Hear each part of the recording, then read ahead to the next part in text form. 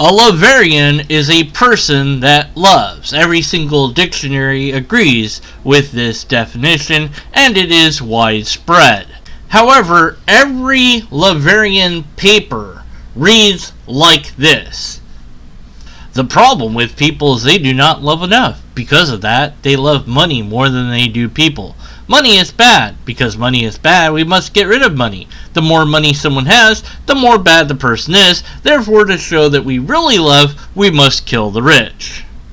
If every single lovarian paper reads that way, then one would walk away with the impression that to be lovarian is to in fact hate rich people and want them dead. However, you've come across two wonderful people who say they're good people. They love people. And that is what it means to be a lovarian. Duh!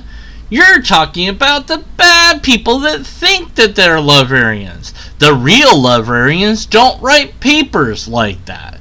Is this a no true Scotsman? Labels, broadly speaking, are not trademarked. Anyone can claim to be anything.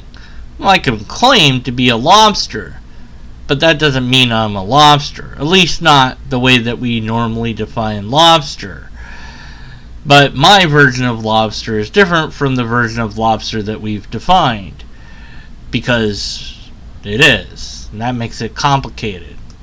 So then, what is X? Is it what we say it is? Is it what the people in the group of X say what it is? Is it the actions or inactions of that group that shows us what X is? How do we sort it all out? Oh, it's that natural language problem again. So, if the definition says one thing, but a bunch of people that are writing papers and are academics, etc., say it's another thing, then what is the thing? How do we know? Who's right? Let's take a bizarre example. Let's say that there's a Nazi party. And this party is a party of peace and love and caring for all humanity. Now, upon hearing of the group's name, you might confuse it with another party that sounds similar to that party, but is wholly distinct from it.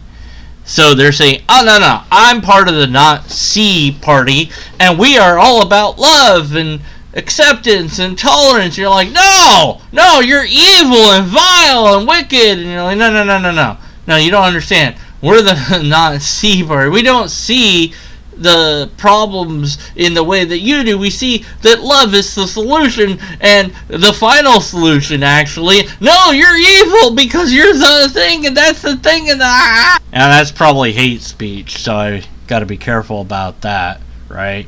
Yeah, don't want to be canceled.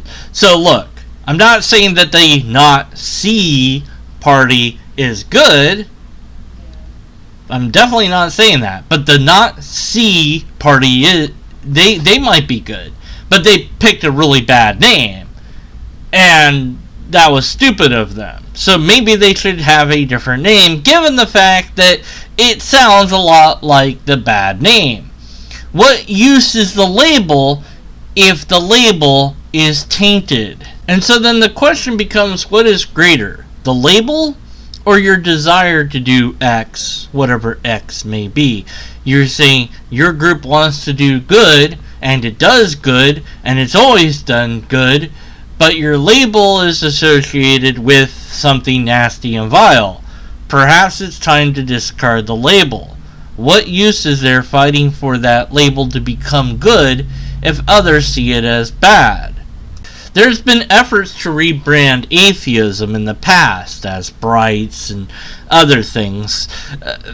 And the thought was, we'll get away from the label atheist because atheism is seen as bad.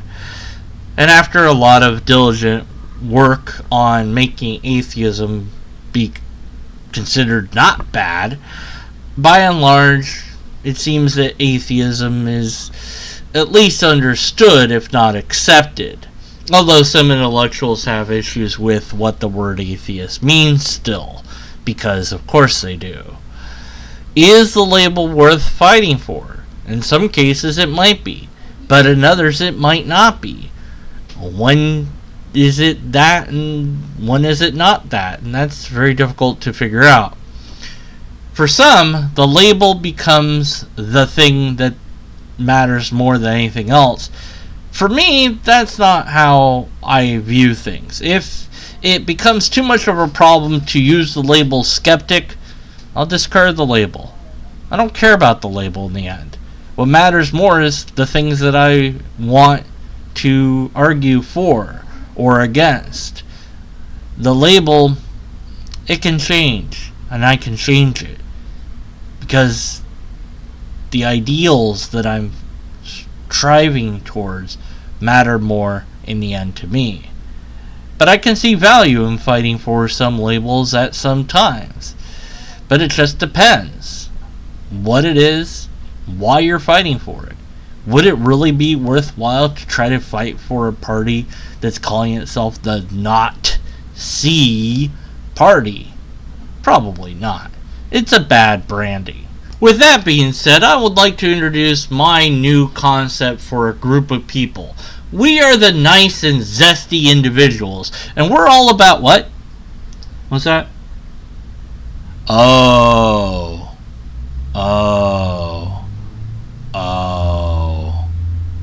Whoops. So, in conclusion, what a word is and what the group is might be two separate things, and the identity of the word might not align with what academics treat the word as, and things are complicated, and good luck figuring it all out. Thanks for watching, everyone. I solved nothing.